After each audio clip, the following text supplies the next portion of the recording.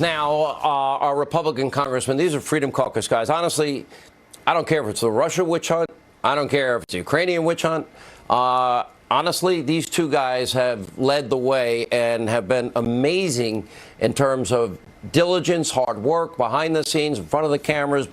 Jim, you were fantastic on the committee yesterday. Mark Meadows, I watched you beat the crap out of the media with your North Carolina temper showing a little bit. It was pretty cool. I didn't expect it.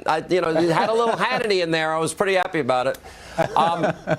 Look, Jim, let me just throw it to you. This is a shift show. This is hurting our country.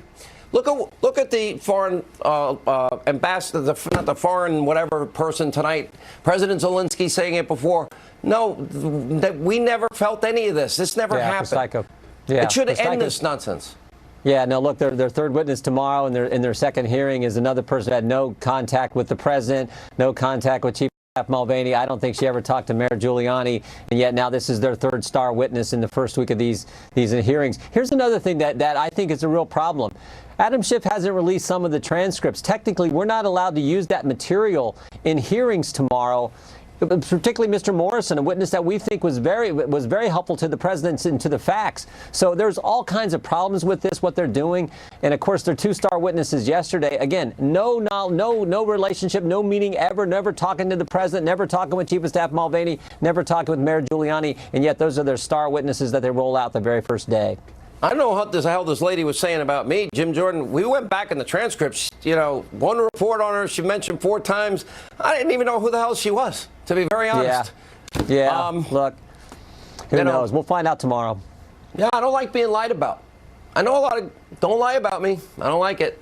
That's what they did the last time. And Secretary Pompeo never called me. That's because you're effective, Sean. You know why they come after you. Why the left comes after you is because you're effective. You're focused on the truth. And here's the good news. The American people see through this. They know the facts are on the president's side, and they know that this is an unfair process. And one of the reasons they know it so well is because you've been telling them every night, and they appreciate that. But it is such a sham, such a sham. Mark Meadows, look, you've been phenomenal in every way, too, and I know you work hard behind the scenes on everything that's been happening. How does this continue based on hearsay? And what do you think of my challenge to the Senate that the federal rules should apply as it relates to hearsay evidence? It should not be admissible, and I think anybody should have their Sixth Amendment constitutional right to confront their accusers. Well, you're exactly right, and Jim was right. Here we've got the third witness now that's coming in, Sean, and what I've found is none of those witnesses have ever met Donald Trump, and so when you have a real conversation with him, you start to say, well, golly, why are they actually the star witnesses? Now, tomorrow, it's even better than that. The ambassador who's coming in wasn't there during the phone call, wasn't there when the aid was suspended. You know where she was? She was at Georgetown. And so we got Nancy Pelosi talking about bribery. Well, the only bribery that's going to take place is where she has to bribe the American people to believe the story that they're spinning. Yeah, and by the way, we're watching the president right now. He's talking about taxes. Anything important, we're going to go right back to him. I promise all of you. This is important, too. Well, then what the hell was she crying about, Jim Jordan? You can't blame John Solomon for what the prosecutor general had to say about her. You can't blame Solomon. Apparently, she was involved in politics and was even given a chance to support the president. Didn't she pass on it? Yeah. The president has the absolute right to name who he wants to as ambassadors representing our interests around the world. This idea, though, there's a fundamental concern here. The idea that somehow the unelected people tell the elected person how it works. That is not how this great nation operates. That is not how it works. Donald Trump put his name on the ballot.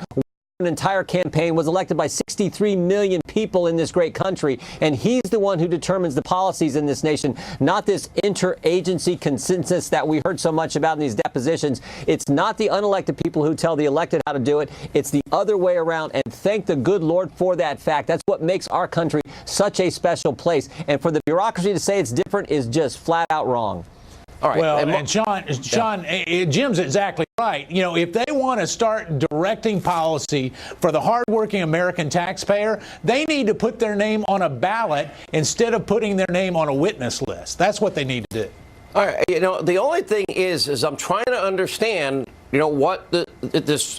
If I ever hurt anybody, I would ask and beg their forgiveness. I don't know anything about her, but if the prosecutor general is saying that about you, apparently there was a Ukrainian newspaper that contradicted that.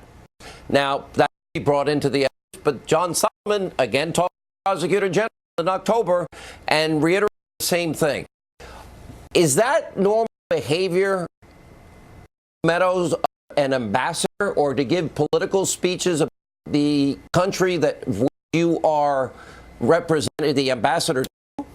No, I mean, we really look at our diplomacy. Generally, what you see are people who need to stay out of politics. And when, here's the interesting thing, the Ukrainian ambassador to the United States puts an op-ed in really calling out the president and saying a lot of derogatory things. Really, at that particular point, we knew that Poroshenko was there, had to have said that it was okay. And what did we get from our U.S. embassy in Ukraine? Crickets. I mean, time that we have to stand up, it's America first, not Ukraine first. Well, it's funny. That's what the president's talking about. Now we're going to go to that in a second. Jim Jordan. So I want you to reiterate. So this witness tomorrow, no contact with the president of the United States. Any contact with anybody close to the president of the United States? I believe so. No. I mean, look, Mark indicated she left the Ukraine in May, came back. She's now teaching at Georgetown University. So she has no direct relevance on the situation that's the focus of the Democrats' impeachment, namely the phone call, which we all know was fine. So she has no direct relevance to. But again, she's the third witness call in hearing two. All right, I got to thank you both again, Jordan, Mark Meadows. What you're doing for our country, our Constitution, the rule of law. I don't know, if we didn't have people like you, we'd be in really deep trouble, deep shit, if you know what I mean. You both. All right, let's now back to the president, apparently now talking about America First policies, which we were just discussing.